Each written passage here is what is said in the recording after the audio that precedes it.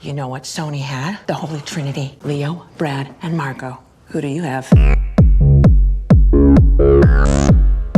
Bill Murray and Richard Dreyfuss, two very chill guys, together in 1991's What About Bob? This is Boy Party.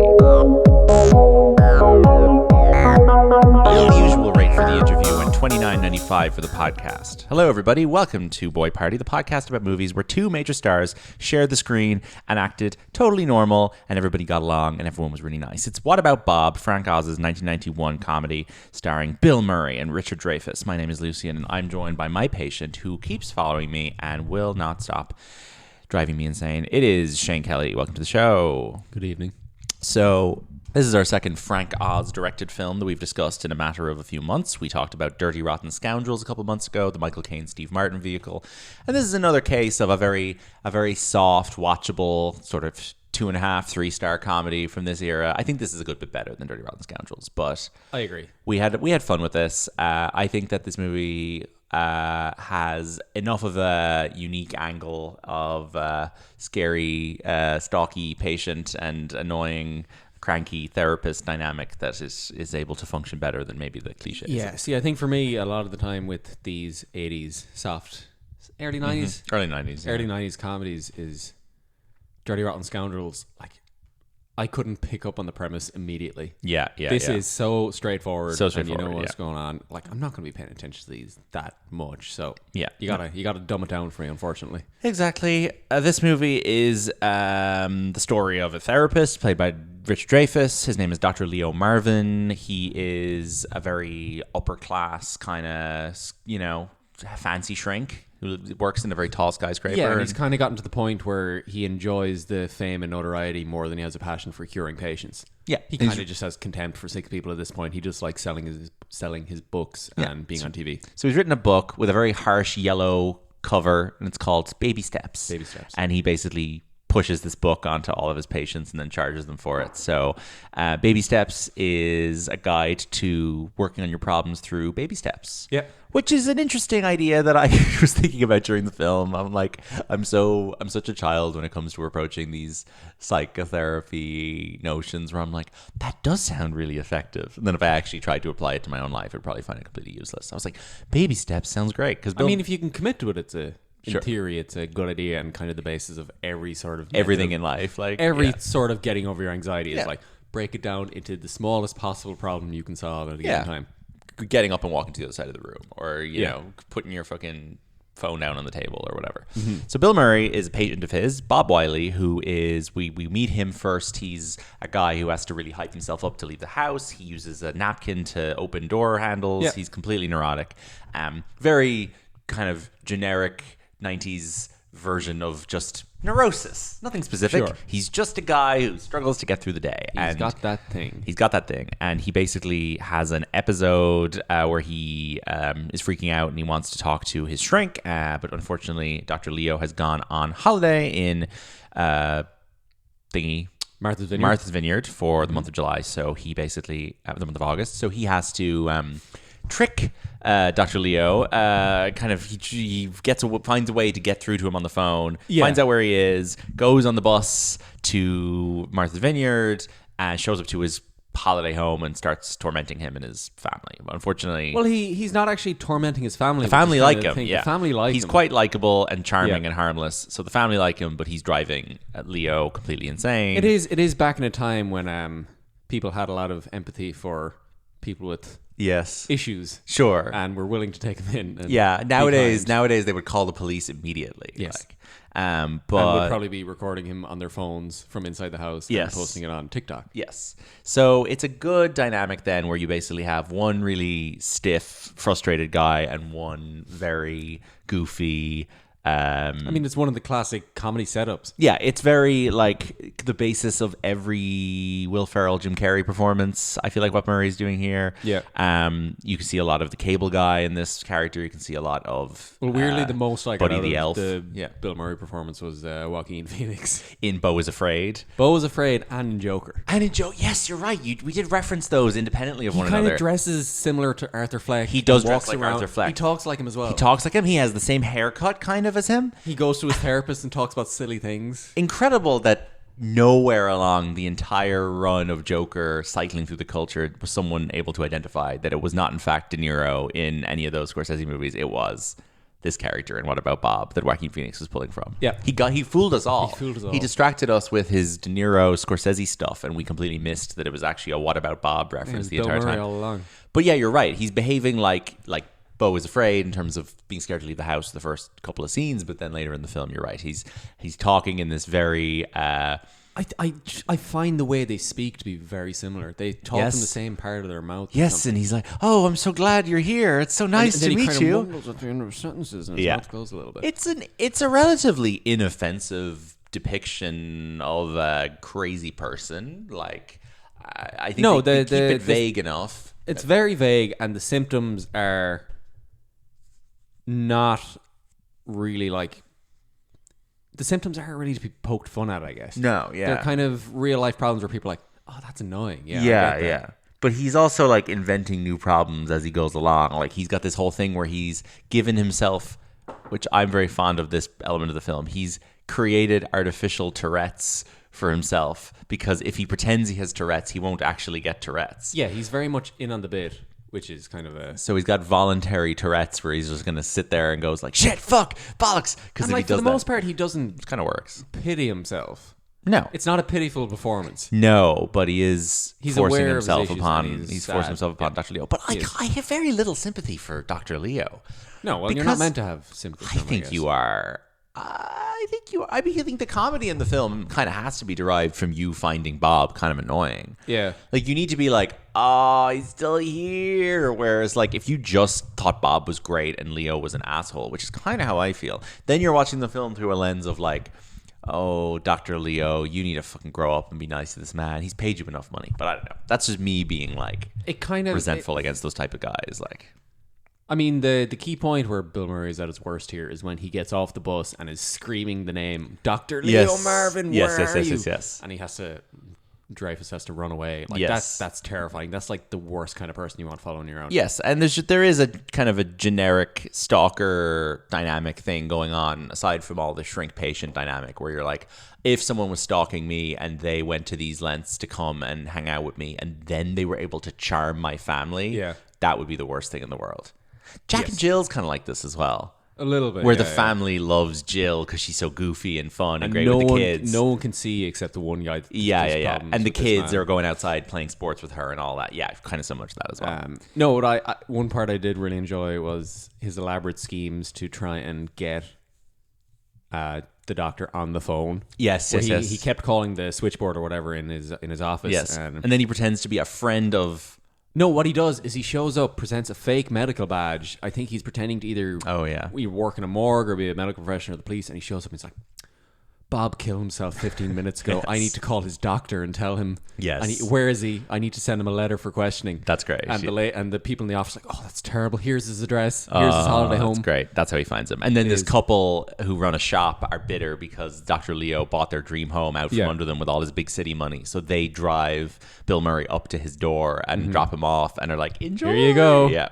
So before the film was made, Gary Marshall was considered, and then Woody Allen was approached to play Dr. Marvin. Allen was also considered to direct and possibly co-write the script. However, he had always generated his own projects rather than being handed an existing property, so he didn't make it. And Frank Oz came. Allen declined the role of Dr. Marvin. Richard Dreyfuss was cast. Patrick Stewart was also considered for the role early in development. Robin Williams was attached to the project. So the Robin Williams would obviously be cast in the patient role. Oh, absolutely. Woody Allen, Patrick Stewart, and Richard Dreyfuss. Not three actors I would ever put in the same pool of guys. I absolutely can see Woody Allen playing either character, really. Yeah. I think Woody Allen is the kind of neurosis Woody Allen has is always a psychotherapy patient rather than a psychotherapist, although I can imagine him doing that either. But I think the Patrick character Stewart's a here weird one. requires Bob to have a charm where children will like him and Yeah. the wife of the doctor will like him. True. Where I don't think Woody Allen No, would be. children don't like Woody Allen. Children don't like Woody Yeah. Allen. So Woody Allen could be the guy in the house being like, kids, hide, do not let him in. Yeah, like, yeah. you can imagine Woody Allen doing that. But like, I can't imagine Woody Allen teaching a child to swim. No way. Robin Williams, I think we're better off with Bill Murray in this. Yeah, it's more toned down. I find Robin Williams annoying in roles where he's like the guy who's good with the children. I don't like Mrs. Doubtfire, another kind of thing like that, where he's he an would have imposter. been given free reign here to go nuts. Yeah, I and he'd think- be doing his crazy Robin Williams, and I'd be like going completely nuts. My Robin Williams and my Jimmy Fallon are a bit too similar. I need to work on that. Whereas Bill Murray does kind of behave normally for the most part, and then will just randomly shout, and I think that has much better effect. Yes, it keeps the film very level-headed. Yeah. It's very calm watch. It is. It's possibly too calm, but that's what we were in the mood for yesterday when we put it on. So the I guess exciting crux of the production of this film, and from where we're coming from with this podcast, is that these two guys did not like each other one bit. No. Now, you may be surprised to hear that, folks, given both of their reputations as upstanding gentlemen in the film industry, guys who have only got nicer and warmer with age. No one and are has a bad word to say about both any of them. can definitely be insured to work very easily today. So there's a bit to this. I've already kind of updated Shane on it, but I'll tell you guys all about it. So director Frank Oz has confirmed that there was conflict on set during the making of the film. So there's the Bill and Richard element of it, but there is, we'll start with the biggest element, which is that it seems as though Bill Murray was physically aggressive towards producer Laura Ziskin, ripped her glasses off her face, and tried to push her in the lake or something. So that's the most like key part he of did this. push her in the lake, I think. Maybe he did push her in the lake. Yeah, Because he wanted a day off. yeah. I don't know the lake bit. I can't see in front of me right now, but Oh, yes, the glasses there was- bit's definitely true. Yeah. He seems to have been horrible and aggressive towards her. That's the one bit of this that's like kind of objectively not funny, but the rest of it's kind of funny. So, Yeah, it's not fun when the third person gets yeah, involved. no, I don't want a woman working on the set to be involved in this. But Murray and Dreyfuss have stated separately in interviews that they did not get along with each other. Bill Murray said, "It's entertaining. Everybody knows somebody like that Bob guy. Richard and I didn't get along in the movie particularly, but it worked for the movie. I mean, I drove him nuts, and he encouraged me to drive him nuts. How about it? Funny movie." This is Richard Dreyfuss speaking in 2009. "Terribly unpleasant experience. We didn't get along, me and Bill Murray, but I've got to give it to him. I don't like him, but he makes me laugh even now. I'm also jealous that he's a better golfer than I am. It's a funny movie. No one ever comes up to you and says, I identify with the patient. They always say, I have patients like that. I identify with your character. No one ever says they're willing to identify with the other character." Why is he trying to drum that home so much? Oz then verified there was a feud between Murray and Dreyfuss. It's almost like he's encouraging the Bob types. Yeah, Come on, exactly. tell me you're like him. Oz says he was just trying to get the best out of both of them. Richard's very structured. Billy is very unstructured. He wrote Richard a letter, and he thought his work was brilliant, but they didn't get along. And he says, "In my perverse directorial intent, I was very pleased. They're not supposed to get along. It's not that I was simpatico with Bill, but I leaned more towards the ideas that Bill had. But I'm grateful to Richard for his performance." Dreyfuss has reiterated what he said of working with Murray. He said that at one point during the production, Murray was drunk and screamed at him, "Everyone hates you. You are tolerated," and then threw an ashtray at him.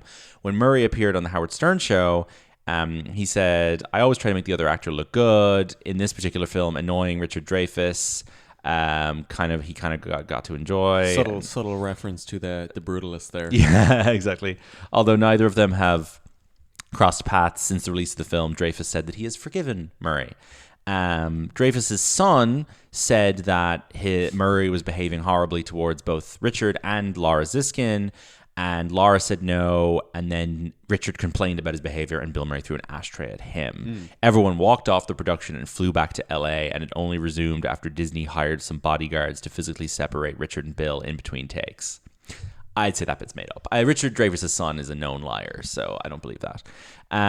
Yes, they're like two dogs on leads. They have to put back in their cages. Yeah, after I don't each think shot. that there was bodyguards to separate them. In April 2015, Dreyfuss, this is a separate incident, sued the Disney company over the film's profits. He claimed that Disney refused to hire his chosen auditor, Robinson and Co. Christine Turner Wagner, widow of Turner and Hooch producer Raymond Wagner, was also involved with the lawsuit. So that's a whole separate thing. But apparently Richard Dreyfuss is still involved. Yeah, in the last 10 years, been involved in legal battles over this film. So this is just a gift that keeps on giving. Absolutely. But, you've got two stars here who are, pretty obnoxious guys. I think you read that story and you come out of it and you're like, I guess Richard Dreyfuss is the better of the two evils here. His nasty, belligerent, and kind of hate, It's nastiness in a suit versus nastiness in sandals. or like Richard Dreyfuss is someone with a lot of prejudices and whose behavior has been really bad on a number of occasions, but I'm not sure it's quite to the level of like throwing ashtrays on set as Bill Murray. I don't know. I don't want anyone to take this as me endorsing any of Richard Dreyfuss's stuff, because there honestly could be things he's done that I don't even know about. But I've subjected you to a lot of Richard Dreyfuss the last couple of days. I feel like a week ago I would have said, do you know who Richard Dreyfuss is? And you would have had to like think about it, right? I always knew him as the lead of Jaws. Okay, you knew he's the lead of And Jaws. I knew okay. him as being an asshole. All right, fair enough. You know more of Richard Dreyfuss than many people. But he is, of course, a very well-recognized actor. He is the lead of Jaws, one of the most famous movies ever made. Now, Jaws, of course, has this incredible trio of Dreyfuss and Roy Scheider and Robert Shaw. I don't really like Jaws, though. I am a sicko who doesn't think Jaws is that great. I take it that you just haven't seen Jaws, right? Oh, I have. You have? Years ago. I think it Do might you have like been a late night RT watch many years Do ago. you recall thinking Richard Dreyfuss was good in Jaws? I don't think any of the characters I in don't think I Jaws. took anything about Jaws in. Sure. Because it's There's a shark in Jaws. whatever. It's imagery precedes it at this point. True. Where it's hard to watch it in its own merits, I guess. Yeah. You see the poster your whole life, and you're like, this must just be nonstop shark action. And then you watch it, you're like, an enormous amount heard of this. I'm going to need a bigger boat. Yeah. Whatever. Like, Sure. It's kinda, But it's surprising, I think, to the average child who grows up seeing that poster. You will sit down and watch it, and you don't realize how much of it is just these three actors kind of riffing off each other. And they're really good. yeah, I'm like, in hindsight now, I could not tell you the proportion of that film that is like No. at water with the score hitting and the No, shark me chasing them. neither. I have a hazy sense of it as well. How long is it? It's like an hour 57 or something. Yeah, you'd imagine so. Might be a little bit longer. But he's in that after basically making an impact in American Graffiti and also being in The Graduate in a small role. I did see the real pool on the lot of Universal Universal, Studios where very they good. shot Jaws. It is right next to the airplane from War of the Worlds, and which is also right next to Bates Motel. That's pretty sick. All three of them are just like on a little lot there beside each other. I need to go to LA and do all the set tours. I'd like to see some of this stuff. Yeah, it's He's- ridiculous. It like when you see stuff like that beside each other, like, oh, this is just somebody made this up for a tour. Exactly. It doesn't feel like this is is No. where the real things were shot. True. It's like going to a wax museum, but it's the real thing. I Yeah, guess. exactly. So after working with Spielberg on Jaws, he reteams with him a couple years later for Close Encounters of the Third Kind. This is easily his best performance, in my opinion. Now, I haven't seen this film in a number of years, but he plays this dad who gets completely obsessed with going to see the UFOs, and he's kind of scaring his kids, and he's so manic about it. And I think it takes advantage of his kind of scary, manic kind of energy in a really fun way. Yeah. That's 1977. The same year, he wins the Oscar for Best Actor for his performance in The Goodbye Girl, a movie I watched this week. Now, this is a Neil Simon script. I am a well-noted Neil Simon fan, of course, creator of The Heartbreak Kid, The Odd Couple, blah, blah, blah, blah. But, even Neil Simon has a couple of stinkers. And The Goodbye Girl is definitely one of them. This is just a movie where Richard Dreyfuss plays... You're going to hear me say this a couple times the next couple of minutes, but plays a really horrible guy. Basically, a woman and her daughter are living in an apartment in New York, and then her boyfriend who owns the apartment, sublets the other... breaks up with her and sublets the apartment to Richard Dreyfuss. So Richard Dreyfuss moves in, and he's like, if you cook all my meals, I'll let you stay here. And then they develop a romance, but he's just a really horrible guy. He's an actor, and he's just a dickhead, and he tries to charm her daughter, and there's a scene where he's shaking the daughter aggressively, do you like me? Do you really like me? And it's so... I didn't like it at all. I really don't like Richard Dreyfuss. Is there a roles. chicken and egg thing there with Richard Dreyfuss where he's cast as nasty men because he was a nasty man? Or I know, did or he the develop characters become nasty. I think that they tried to craft roles for his personality of these guys who are kind of, ornery, but I think that they just in many cases it goes too far. Are there anyone known for playing just nasty guys who are nice guys in real life? Or does there have to be a bit of, I don't know. Willem Dafoe plays a lot of nasty guys. But he plays it. Who are the big villain actors? There's guys, Ben Mendelsohn, Sure. right? There's guys who always have your Bardem. I guess there's villains. And Christoph there's- Waltz is maybe not a No, super they're nice all guy. Cartoon character, not cartoon. I characters, guess. but, I don't know. The 70s and 80s were a big time for just writing your male lead as an asshole, and people would like him because standards for male behavior were low. I don't know. That's my take. Yeah, no, something to be said for that. So He can get basi- away with that. Yeah. After winning his Oscar, he starts to just make like shitty Oscar bait movies for a while, including a film that you may have forgotten about that we watched in school called Whose Life Is It Anyway? Oh. We watched this in transition year English class with Mr. Hanbury. This is the one where the guy is dying in hospital. Yes, exactly. Yeah, It yeah. stars Richard Dreyfuss and John Cassavetes and Christine Laddie. It's directed by John Badham, who made Saturday Night Fever. I feel like it was drilled into my head that this was an example of pathetic fallacy because it was raining outside in the film. Sure, okay. This movie has big The Whale vibes. It's about a Sure, guy who's yeah. paralyzed from the neck down, Yeah. and he wants to basically have assisted suicide. I mean, it's from 1981, and they're talking about issues that are still in the news Yeah. today. Funny, So it's a funny film to I show think first years. John Cassavetes, is he the villain or is he a guy who helps him? I can't remember, but No. yeah, we watched that in school. I mean, this is a movie that none of my Letterboxd friends have ever logged. It's only got 1,000 Now, logs. what was the purpose of this being shown to us at the time? I have Did it open a absolutely discussion no- about assisted suicide? No. Because I can't imagine it No, did. it didn't. There was no discussion of assisted suicide as an ethical issue. It was really just. What was the theme that So was... it's based on a famous play. Right. I imagine that the teacher we had considered the play to be an easy one to teach. Okay. Because it has very basic, Three guys, one premise. Yeah. very basic moral questions in it about, I suppose, Autonomy. and independence, medical stuff that is very easy to figure out. So he probably just thought the film would be easy to teach as well. But I don't remember it being very good. Certainly not when we were 15, 16 years old. Then there's a lot of Richard Dreyfuss movies I have not seen all through the 80s because I'm not exactly seeking them out. He works with Spielberg again in Always, where he dies like pretty soon in and turns into some sort of angel ghost figure. Then you got What About Bob in 1991, which is like a pretty good use of him. A lot of supporting roles follow that. American President. He's in James the Giant Peach. Then, 1995, big star vehicle. The man's looking for a second Oscar here. Yes, it's Mr. Holland's Opus. This movie, folks, Oh, wow. Yeah. sucks. It is 2 hours and 23 minutes long. I watched it on Saturday. It is about a music teacher who has aspirations to be a composer, but guys, his life fucking sucks. His beautiful girlfriend gets pregnant and he has to deal with her having a child. Make matters worse, the child is born deaf. He can't even share his love of music with his child. And then one of his students is so sexy that he develops a weird, creepy relationship with her, although it never gets to a point of any kind of physical interaction. But Hate when that happens. hate when it happens. Just happens, And he's so distracted by his sexy 18-year-old student who they clarify is 18 that he brings his wife to see her in a musical and lies about how he knows her, and the wife gets upset with him. Yes, his wife catches him composing a piece called Rowena's Theme. Yes, And then he brings her to the a musical love story, where love song for her. Yeah, She sees Rowena the is playbill the that star. Rowena Yeah, is the lead. And she's like, oh, you bastard. Yeah, but he, helps one or two people out, including a very young Terrence Howard.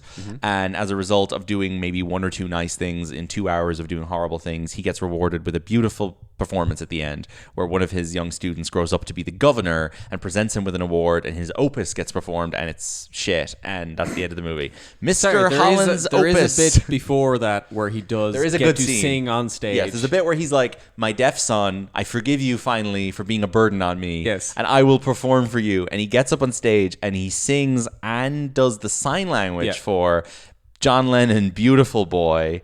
And he's a terrible singer. Yeah. And it's very weird and bizarre. And it cuts back and forth between him and then his deaf son, who's now 16, kind of interested in what's going on, but not fully emotionally engaging with it. But he can pick up on the sign language that he's been... And it's actually Directed a him. very effective scene because it's It just is. I like the that. vibes are weird, but also Richard Dreyfuss trying to be a warm performing guy is so fucking also the off, climax of his issues with his son arise because John Lennon dies and he assumes you don't care about John Lennon, you're Yeah, deaf. exactly. And then the You're- son goes oh. on a rant of He's like, I do care about John. I do care It's about insane. John Lennon. Anyway, in 1998, he wades into the Disney live-action comedy space where he stars opposite Looney Tunes Back in Action's Jenna Elfman in a movie called Krippendorf's Tribe. Shane, would you like to come around and see what Richard Dreyfuss looks like? Chairs are going to squeak. On the poster for Krippendorf's Tribe.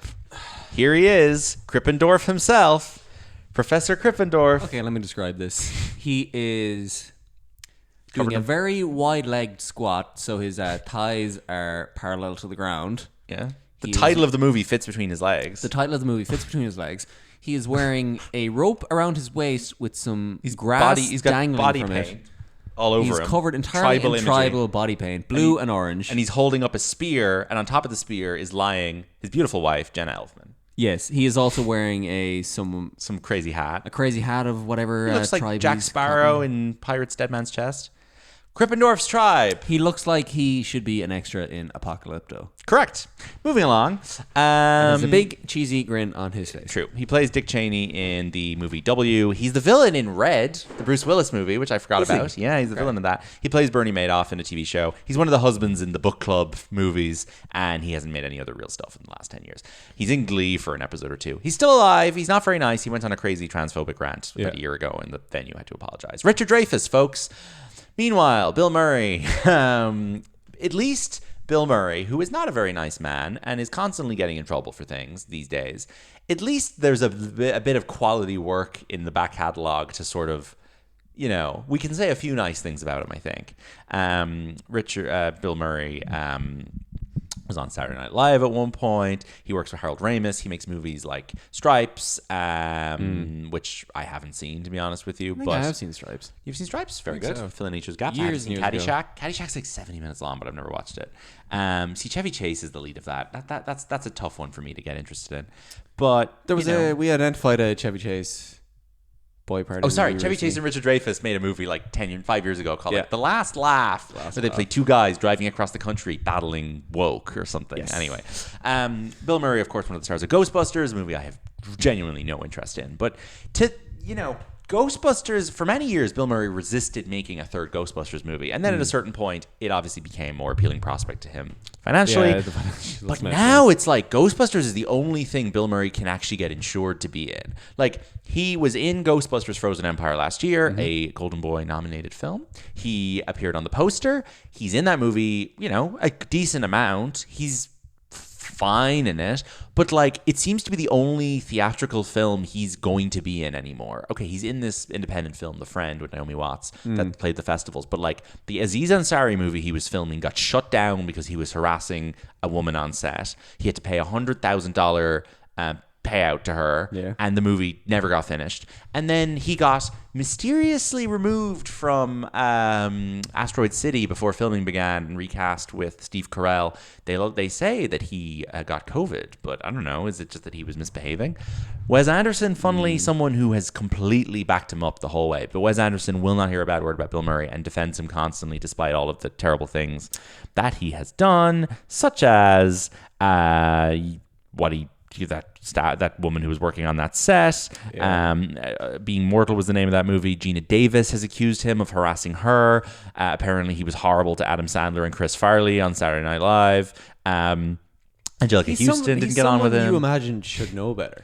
Right? He's just because he's smart. There's an intelligence in his acting and in his public persona. He's kind of a member of the New York intelligentsia, but like I think he's just Is he really stubborn and he's narcissistic? stubborn and narcissistic, and he thinks that he's the funniest guy in the whole world.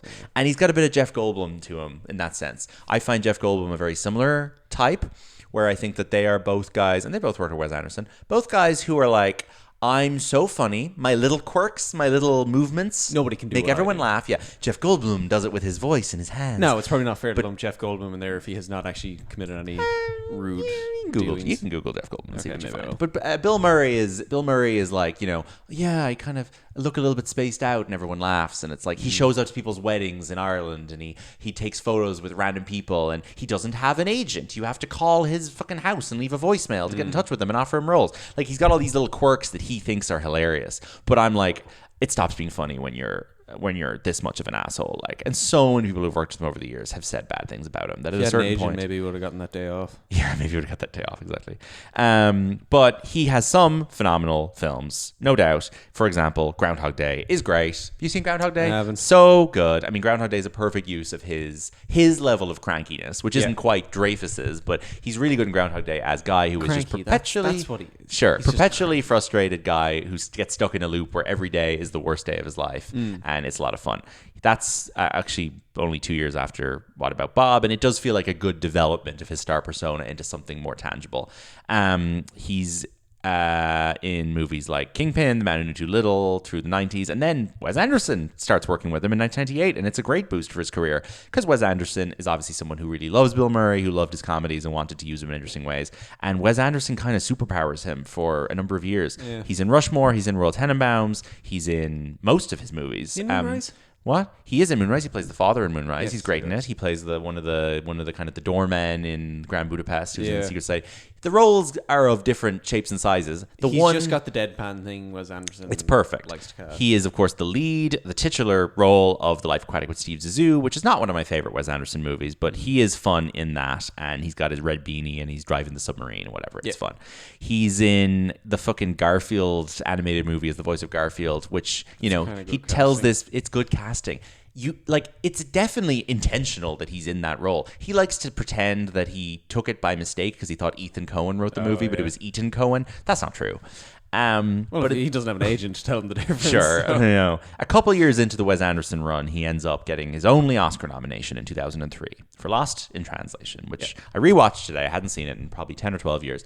It is an okay movie. It is a film that has really got no more substance to it than the BoJack Horseman underwater episode does. It's really just kind of expressionist, depressive cinema about people just kind of trying very hard to function in a Tokyo that is not welcoming to them. It's him and Scarlett Johansson. There's the potential for an interesting dynamic there with, older man, younger woman hanging out. Doesn't really ever get romantic, but it's so much less interesting than the relationship in Ghost World, for example, between Buscemi and Thora Birch's characters. And it's almost like Scarlett Johansson was trying to get her version of that a couple of years later, and it's where just they don't get anything interesting out of each other. No, I don't think so. I think Lost in Translation is like a very one-dimensional film, and I think it's okay. It is not bad. It has good music. It looks cool. I mean, it's trying really hard to look like East Asian cinema, trying to look like a Wong Kar-wai movie. I think Sophia pulls that off, and there are moments in it that are atmospheric. But I don't think Bill Murray's performance in that is Oscar caliber at all. He loses to Sean Penn in Mystic River, so ultimately you're kind of like, I wish he'd won because it would have just been more fun to have him up on stage than Sean Penn, who sucks as well. But I'm sure you would have given a lovely speech. Yeah, I watched his Golden Globe speech, Bill Murray's, and it was okay. It was all right. He was reasonably. He kind of takes long pauses. Grateful. Kind of. He goes like, "Thank you to my wife who minds the kids while I'm away. Sofia Coppola, you made a great movie. I'd like to shout out to all my other nominees who were like Johnny Depp and Jack Nicholson and people like that." He doesn't seem that grateful, but he's aware that it's an unusual place for him to be, I guess. Yeah. Up on a stage winning an award for a serious role. Would Bill Murray's career have gone in any different directions with an Oscar? I don't really think so. I think that he wants to work with the people he wants to work with. He got his Garfield cash the year after anyway, so it doesn't really matter. It does lead to him doing a very similar performance a couple of years later in the Jarmusch movie Broken Flowers, but then he's kind of just flipping between Wes Anderson stuff and stuff like Zombieland. He plays the mayor in City of Ember, which is probably the most absurd paycheck gig he's ever done outside of the Ghostbusters franchise. That's just a movie about Saoirse Ronan trying to escape an underground futuristic city, and Bill Murray is like, I'm the mayor. Is that his it's a real Jeff one Goldblum role. CGI role? Well, Garfield. No, not. Is that the only Garfield movie? Is based on You know reality. what? I'm going to be generous and say I think all his scenes in City of Ember were shot on like actual sets. Okay. Because he's in like mayoral chambers underground. Okay, maybe like- CGI is the wrong phrase. I know what but, you mean, Not like- set in the modern real world. Ghostbuster. Okay, Hard to say. I don't know. I don't want to make generalizations. Sure. He's in a couple of these stupid movies that he's like really bad in. So like Monuments Men. He's terrible in Monuments Men. Jesus. Rock the Casbah. He's really bad in that. I don't remember if he's any good in Aloha. I don't really think so. He does voice Baloo the Bear in the Jungle Book live action remake. Yep. I think he's pretty good in that. He gets to sing bear. He kind of mutters the bare necessities. He's really good in Olive Kitteridge, the HBO miniseries with Frances McDormand and Richard Jenkins, where he plays this like kind of suicidal guy that she meets in one of the later episodes, and they develop a bond. St. Vincent is okay. It's him and Naomi Watts and Melissa McCarthy. Hyde Park on Hudson, I've never seen. He plays Eisenhower in that, I think. Or no, sorry, he plays Roosevelt. And then the Jarmusch movie, The Dead Don't Die, not very good. Reunites with Sofia Coppola for On the Rocks with Rashida Jones, which is another. It's kind of like a father daughter thing of the lesser kind from Sophia, who's obviously very interested in father-daughter relationships given her own famous parent. I think that movie sucks, but it does feature a really good song by Phoenix, because of course Sophia is married to the singer from Phoenix. Sure. And there's a song in that I listen to all the time. Now he's back in the Ghostbusters zone. He's in Marvel. He's in Quantumania.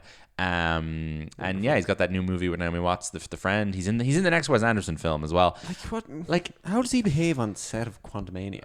I think he's probably filmed all the scenes in a room alone in front of a green screen. Yeah, no one had to probably. interact with him. Yeah, but they used him in the marketing for Quantumania, so clearly there is still a little bit of oh yeah, Bill Murray, you like him? He's famous, right, kids? And kids are I guess there we is don't a know bit who of a that Marvel is. Ghostbusters crossover there. Where I guess so. Yeah, the Ghostbusters dweebs still probably like Bill Murray. Yeah, go ahead. He has done a good job of not being typecast as a comedy guy based on his comedy roots. No. If Bill Murray gets cast in a serious drama now, I don't think people are like, whoa, he's doing a serious yeah, exactly. role. No, he's able to flip flop, which is admirable. I don't. It is. He's done well in that I respect. think there's a generation of people who think he's absolutely 10 out of 10 hilarious, and that's not necessarily how I feel. I mean, that's just people who like Saturday Night Live. Sure, but well- I guess these are both, Bill and Richard are both actors that my dad really likes, and Yeah. he would have shown me What About Bob because he thinks they're both great. And I definitely was convinced for a brief moment when I was 12 that Bill Murray was one of the funniest comedy actors, mostly based on Groundhog Day and the Wes Anderson stuff. And now I'm no, he's a kind of funny actor who has 4 really good films. I think it's worth mentioning the comparison to our favorite film of last year, A Different Man. Yes, so It's a very similar premise. You're right. The kind of one very annoying guy, but except in that film, Oswald doesn't torment him in that sort of "I'm showing up to your house" way. It's actually He keeps showing up to the play, but and he's getting in Oswald's turn. I guess Oswald does just insert himself into the narrative. Yeah, he kind of rocks up one day and was like, I love your play. true. Whatever. Folks, check out A Different Man. It's a little bit better than What About Bob. The poster for this movie is really fun. As white background posters for comedies go, it's a really good one. So you've got Bill and Richard in the bottom right of the poster shaking hands, and then behind them you have these giant shadows of kind of cartoon versions of the two of them in silhouette with the Dreyfus guy strangling the neck of the Murray guy. Yeah. They don't really look like the actors, but they're clearly reflected off of them, so it works. And then What About Bob with the big red text. What do you think of the title? I like it. It's good. It's memorable. I love What About Bob? Question What mark About title. Bob? It's fun. I like it. Yeah, it's a good title. Does anyone say What About Bob in the film? No, I don't think so. Probably the wife, maybe. at some Maybe. point. Yeah, maybe. I do like punctuation in film titles. True. Yeah, so do I. Bill Murray first build, Richard Dreyfuss second build. Despite being the Oscar nominee there, I think Murray is just the bigger star. He also appears first on screen and probably has a little bit more screen time. I don't know. But I think it's a good two-hander. A good flips between the two of their perspectives pretty well. You get both of their takes in. Who wins the movie, do you think? I think both of them do pretty well. Yeah, they're both good in it. I think I've watched 4 Dreyfuss movies this week, and I disliked him so much in all the other ones. Yeah. So I give him points for being tolerable in this. Is this the only comedy you watched him in? Yeah. He's better in comedies. Sure. He looks like Tim Allen in the Santa Claus 2 in this as well. He's got this crazy, his gray beard is cropped so weird. Yeah, his beard is weird because it's shaved Weird exactly beard. along his jawline. His jawline. His jawline. There you go. Where traditional styling, you would leave 2 fingers width down below your jaw True. to round out your neck. Very good. Letterboxd top 4 game. This movie is some people's favorite film, believe it or not. One of their favorite films. So this guy's called Jean Paul Scott. And he's got 4 top 4 favorite movies. What About Bob is the third one. So the first of his 4 favorite movies is from 1996. Okay. This is an Oscar-winning film. It's very good. It's by a director that I love. It is. The poster has a lot of white on it. A lot of white. Yeah, White in a deliberate white background? Or white as in there's something on the poster that's white? image is very white. Interesting. Is it because someone's wearing white clothes? No.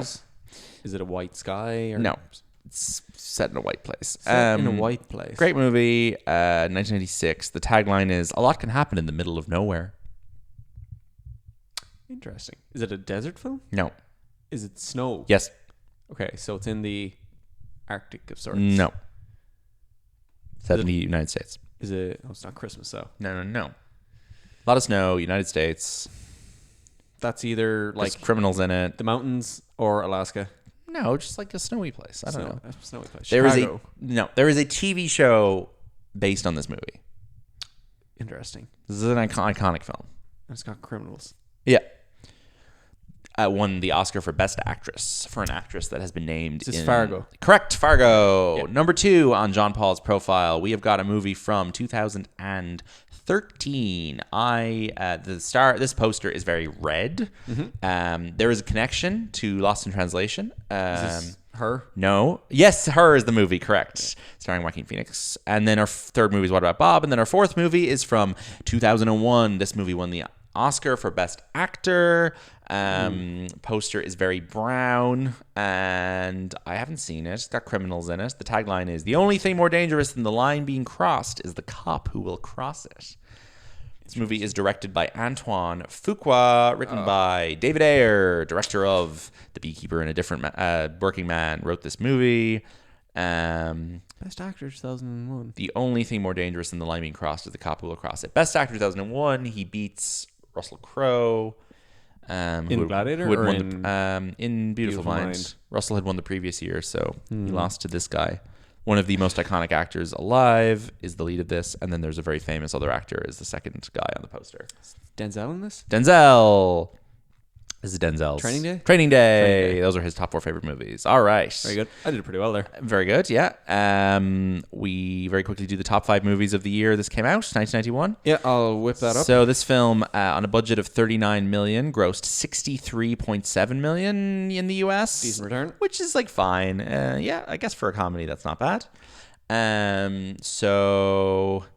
What year is he in? 1991. What are the big movies of 1991? I'm trying to rack my brains. I feel like there is like a big like Spielberg or Zemeckis movie that year that I'm not quite aware of. All right. Is there anything you want to mention before we get into the game? His wife is played by Oh, sorry. Gemma it's- from Yes, from Marriage Marriage Story, Story, yeah. who is, of course, the great Julie Haggerty. Julie Haggerty, Yay. yes. She's very good in this. I really like the credit sequence of this where it reveals the first name. Yes, And just before leaves the a second gap name. before yeah. the second name. So we were like, Bill Bill. Murray, Richard Dreyfuss, yes. Then Catherine Haggerty came up. Julie Haggerty. Julie Haggerty? Yeah. Catherine Erb, who plays the daughter. Or like Catherine Han. Yeah. It's a fun guessing game. It is a fun guessing game. Every movie should do that. All right. Top movies 1991. Do you want to have a guess? No. Clue. Clue, please. Okay, it is a sequel and has some punctuation in there. Has a colon. Honey, I Shrunk the something. No. Has a colon. This is like T2 Judgment Day. yeah. Very good. Next up, another colon movie. I think you might have. No, you wouldn't have. You threw this is an IP or a story Yes. / character that had numerous remakes. Robin and Hood, remakes. Prince of Thieves. Correct. Bad movie. Okay, keep going. Next up, another iconic. This is when franchises start to be dominant in Kind the 90s. of. This was made into various forms of TV as well. Various forms of TV. Yeah. Okay. Famous character in it. The character's name isn't in the title. Okay. Shit. Various forms of TV. Yeah. The character's name isn't in the title. There were a couple of these films that had different names. They didn't have like good continuity between the names. It's to not identify. It's this not franchise. Bond. It's No. Is he a spy? No. Is he a superhero? No. Is it in space? No. Is he a detective? Kind of. He's a smart guy who can a smart guy. deduce things. Oh fuck! I don't know. I need another Kinda clue. fucks with your mind. He fucks with your mind. In the 90s, who's the? Okay, can we clue who's the actor? No, that'll give it away. That'll completely. give it away completely. So the actor is inherently associated with this role. Oh yeah, this is his most iconic role. His most iconic role. Is he still alive? Yeah, And has there been one of these recently? maybe a low-level TV version that we wouldn't engage with. But the actor is still alive, would theoretically play this role, but we wouldn't engage with it. No, it's been recast. Like the guy who plays been him in the recast. film is absolutely not doing TV versions of this now. What the fuck is this? Really, probably the best-known film out in 1991. I don't know. I'm so confused. You've just confused me with your Okay. Do you want to reset? What's the director? Again, Annie just going to give it away. Yeah, So the it's director so is very well-known. well associated. Okay. Sure, you'll know it. Anyway. So this is an incredibly iconic movie. Absolutely. This is probably in the top 30 IMDb films. Like, Wow. And there's TV versions of it still being made today potentially. That's hilarious. I haven't the slightest clue what this could be. okay, let's see if you a review of it. I can I hope so. insert in there. No review, but you gave it 5 stars. I gave it 5 stars. Yeah. The Silence of the Lambs. Silence of the Lambs. Oh, phew. Oh, thank God. You described that so badly. Anyway, Did I? I mean, he's not the lead of that movie. Like, that's the first problem there. Sure, I'm okay, picturing a male star vehicle. But come on, if you ask somebody to name a character in Silence of the Lambs, they're naming Anthony Hopkins. Of course, Hannibal but Lecter. like, it's just not quite what I was. Yeah, Fine. all right, No, fine. no, okay, yeah. okay. I was thinking of Sherlock Holmes and stuff. All right, No, and okay. like Sherlock Holmes is like the next thing over. I know. Like, You're fine. I appreciate what you were trying to do there. Okay. One more we discussed this film. on this episode. No, not on this on a very very recent episode. Space Jam. No. Oh shit. One more back. One more back. Yeah, and we kind of shit on this a Harry little Met bit. Sally episode. Yeah. So it's a Billy Crystal movie. Yeah. Is it the one where they go to the countryside? City Slickers. City Slickers. Yay. Yeah. All right. I'll rattle off the rest of the top 5 because we know most of them. We got The Addams Family next. Okay. Home Alone. Okay. Dances with Wolves. Very good. Sleeping with the Enemy. Yeah. Hook. Yeah. And to round out the top 10, Naked Gun 2.5. Jesus, they were making big hitters in 91. They were. It's a big year, actually. Yeah. Very good. Thank you so much for tuning into our What About Bob episode, folks. You can find other episodes of the show at boypartypod.com. You can follow the show, Boy Party Pod, on Blue Sky and Instagram. We'll be back next week with another episode. And this movie's a lot of fun, so check it out if you want. But you will have more fun checking out Richard Dreyfuss's Wikipedia page. Yeah. Thank you so much for tuning in. Get home safe. Bye-bye.